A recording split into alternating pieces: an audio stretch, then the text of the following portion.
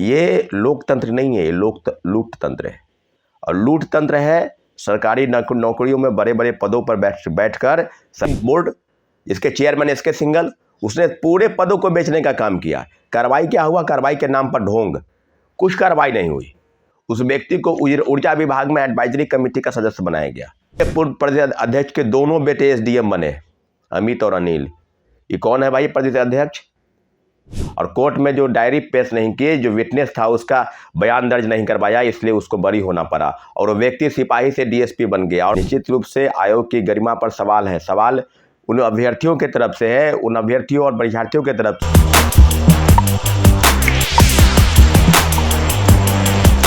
आखिर कब तक दबा लोगे सच तुम लोग? ये कहावत तो आपने सुना होगा कि सच को कितना भी दबा लीजिए, सच आंखों के सामने आ ही जाता है। नमस्कार, मैं हूं अनुकुल तिवारी और आप वॉइस हब देख रहे हैं। सच सामने आया है, बीपीएससी के सीट्स को बेचा गया और मेरिट वाले लाठी खाते रहे। ऐसा हम नहीं बोल रहे, ऐसा पेपर अखबारों में भी है और ऐसा छात्र नेता सौरभ भी कह रहे हैं। क्या कुछ कह रहे हैं छात्र नेता सौरभ, आप वो सुनिए। और मेरिट वाले लाठी खा रहे हैं और सीट को बेचा जा रहा है, ये क्या मामला है आप पूरा समझ भी लीजिए। छात्र नेता सौरभ जो कह रहे हैं। नमस्कार साथियों, जय हिंद। बीपीएससी के काले कारनामों का जो इतिहास है और उसे काला चिट्ठा लगभग सभी अखबारों की सुर्खियों में प्रकाशित की जा रही है। और आपको बताते चले कि खेल जो है आज नया नहीं है कि बीपीएससी के चेयरमैन पर आरोप लगा रवि परमार मनु भाई पर सुप्रीम कोर्ट में याचिका दायर थी और जिसकी सुनवाई हो रही है। और 4 सप्ताह का समय दिया गया है बीपीएससी को, बिहार सरकार को जवाब तलब करने का कि आप जवाब दीजिए कि इस गलत व्यक्ति को क्या मजबूरी ऐसी थी कि इस गलत व्यक्ति को बीपीएससी का चेयरमैन बनाया गया। निश्चित रूप से आयोग की गरिमा पर सवाल है। सवाल उन अभ्यर्थियों की तरफ से है, उन अभ्यर्थियों और परीक्षार्थियों की तरफ से है जो बीपीएससी की परीक्षा देते हैं और इस पूरी उम्मीद के साथ कि बीपीएससी हमारे साथ न्याय करेगा, हमारे मेरिट के साथ जस्टिफाई करेगा। और पूरी तरीके से आज की बात नहीं है, जब हम लोग 67वें बीपीएससी के समय में उस बात का जिक्र कर रहे थे और लगातार जिक्र कर रहे थे। एक आईएएस अधिकारी का नाम आया था लेकिन उस पर कार्रवाई नहीं हुई। एक और डीएसपी है रंजीत रंजक, उसका नाम आया था लेकिन उस पर कार्रवाई नहीं हुई। आर्थिक अपराध इकाई कह रहे थे कि हमको कार्रवाई करने का पूरा छूट मिलना चाहिए और आर्थिक अपराध इकाई ने क्या किया? निश्चित रूप से आर्थिक अपराध इकाई कोर्ट में सबमिट नहीं की पेपर, और कोर्ट में जो डायरी पेश नहीं की, जो विटनेस था उसका बयान दर्ज नहीं करवाया, इसलिए उसको बरी होना पड़ा और वो व्यक्ति सिपाही से डीएसपी बन गया। और अपने ही डीएसपी नहीं बना, अपने साथ साथ 3-4 सगे संबंधियों को उसने भी कई पदों पर सुबह किया। कोई किसी को एसडीएम बनाया, किसी को सीओ, किसी को वीडियो बनवा दिया। और एक काले कारनामे नहीं है। 48 में से 92वीं, 53वीं से 56वीं, 56वीं से 59वीं, 60 से 62वीं, 63वीं, 64वीं, किस परीक्षा में लोग नहीं बैठे हुए हैं।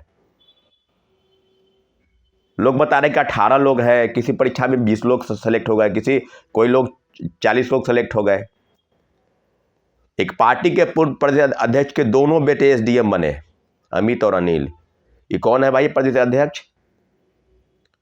ये खेल आखिर क्यों चल रहा है इस प्रदेश में? क्या मजबूरी है कि मेरिट वाले का, अगर आपके पास यही मजबूरी है तो फिर आयोग को भंग कर दिया जाए। क्या राज्यपाल महोदय को दिखाई नहीं दे रहा है? क्या महामहिम को दिखाई नहीं दे रहा है कि ऑटोनोमस बॉडी के नाम पर जो खेल चल रहा है इस प्रदेश में वो कब तक चलेगा? सिर्फ बिहार लोक सेवा आयोग का सवाल नहीं है, सवाल तमाम ऐसी एजेंसी का है जिसको लेकर लगातार विवाद है। सिपाही भर्ती बोर्ड, इसके चेयरमैन इसके सिंगल, उसने पूरे पदों को बेचने का काम किया। कार्रवाई क्या हुआ? कार्रवाई के नाम पर ढोंग, कुछ कार्रवाई नहीं हुई। उस व्यक्ति को ऊर्जा विभाग में एडवाइजरी कमेटी का सदस्य बनाया गया। तो ऐसे लोग बैठे हैं। बीपीएससी इतनी बड़ी संस्था, जब नाम से ही बिहार लोक सेवा आयोग, क्योंकि उसके द्वारा जितनी भी परीक्षाएं संचालित होती है सबसे कहीं ना कहीं अधिकारी बनते हैं। शिक्षक बहाली के दोनों पेपर लीक हो गए, कार्रवाई के नाम पर क्या हुआ? अभी तक तो संजीव मुखिया गिरफ्त से बाहर है। क्या आपको लग रहा है कि बहाली ठेके पर चल रही है? क्या पूरी व्यवस्था इस इर्द गिर्द गलत लोगों के साथ में, कोचिंग माफिया और शिक्षा माफिया? और जो हम लोग हैं गर्दनी बाग धरना स्थल पर विगत 50 दिनों से बैठे हैं, क्यों बैठे हैं? सवाल अगर इस बात को लेकर है कि सरकार हमारी बात सुनेगी, सरकार को सुनाई नहीं दे रहा है, सरकार को दिखाई नहीं दे रहा है क्या? पूरी गंभीरता से बीपीएससी, अगर लग रहा है कि कुछ नहीं, तो कोई जज का बेटा जज का सगे संबंधी अधिकारी बन जाए। किसी पार्टी के अध्यक्ष का बेटा जो है सगे संबंधी वो अधिकारी बन जाए, एसडीएम और डीएसपी बन जाए। ये लोकतंत्र नहीं है, ये लूट तंत्र है। और लूट तंत्र है सरकारी नौकरियों में बड़े बड़े पदों पर बैठकर सरकार की गलत नीतियों का कि इस तरह के हवाला देकर और लूट तंत्र को लूट तंत्र बनाया जाए।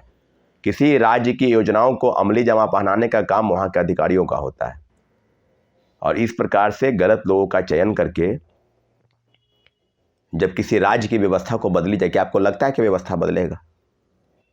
शिक्षक बहाली का वही हाल हुआ। TRE 2 और TRE 3 सबका पेपर लीक था।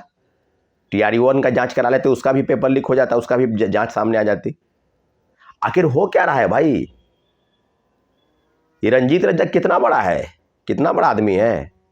कभी सुनते थे कि रंजीत डॉन, ये रंजीत नाम का आदमी इतना फ्रॉड क्यों होता है? रंजीत से मतलब नहीं है हमको रंजीत अजीत सुजीत से मतलब नहीं है, मतलब है बिहार की व्यवस्था से। और जिस बिहार के गद्दी पर विगत 17-18 वर्षों से इस राज्य के मुख्यमंत्री नीतीश कुमार जी से हैं, तो कहते हैं कि सुशासन की सरकार है, ये है, हम वेलफेयर और क्या कहते हैं किसी पर कार्रवाई नहीं करेंगे, हम ये कर देंगे, गलत लोगों को हम छोड़ेंगे नहीं। कितने गलत लोग घूम रहे हैं, किन किन लोगों पर आप कार्रवाई करवाए?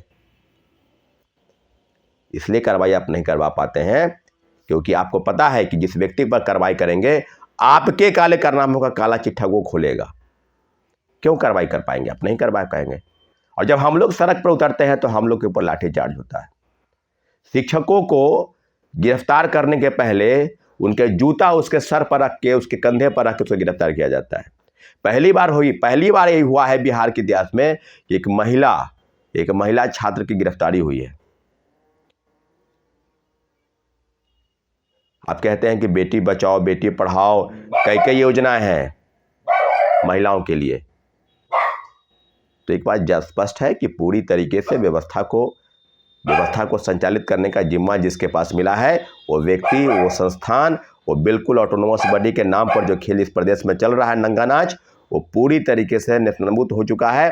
गर्दनी बाग में हम लोग बैठेंगे और आज कोर्ट की सुनवाई है। कोर्ट की सुनवाई पर भी हम लोग को इतना है जरूर पता है कि कोर्ट न्याय करेगा, लेकिन आखिर कब तक करेगा कोर्ट न्याय?